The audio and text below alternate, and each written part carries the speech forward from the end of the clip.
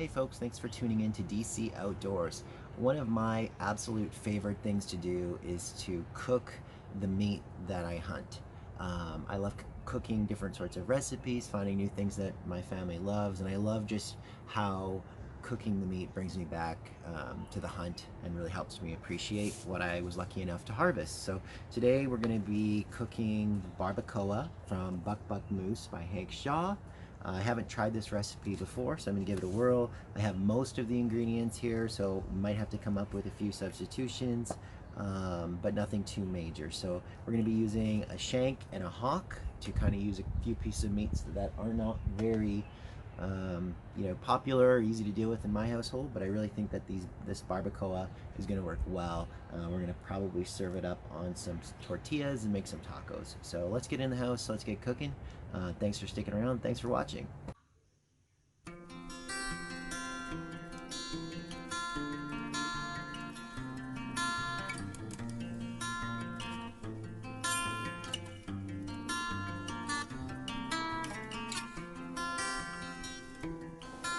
This recipe calls for 2 to 4 cans of chipotles in adobo. I only had 1 can, but the recipe still turned out great.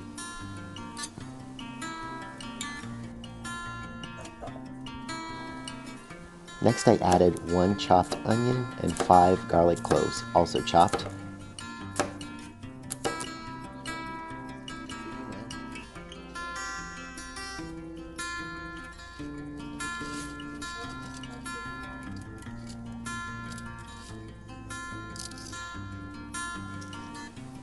We then added about a teaspoon of smoked paprika. And I didn't have cumin, so I substituted some coriander as well as some chili powder.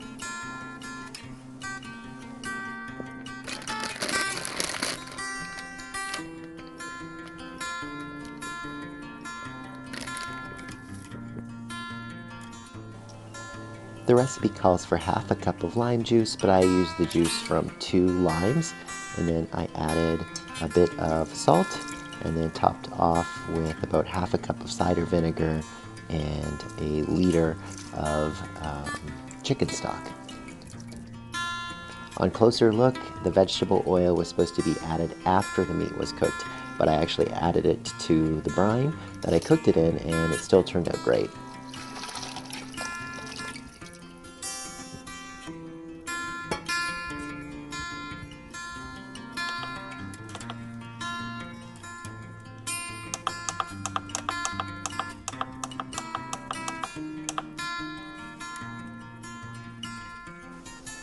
The recipe says it could take up to 6 hours to cook. For me, it took just a little bit more than 3 hours for the dish to finish.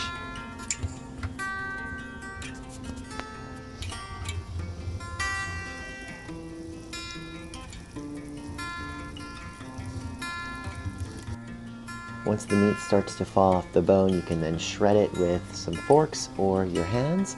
And then I added a little bit of the cooking broth back into it to make it nice and tender and juicy.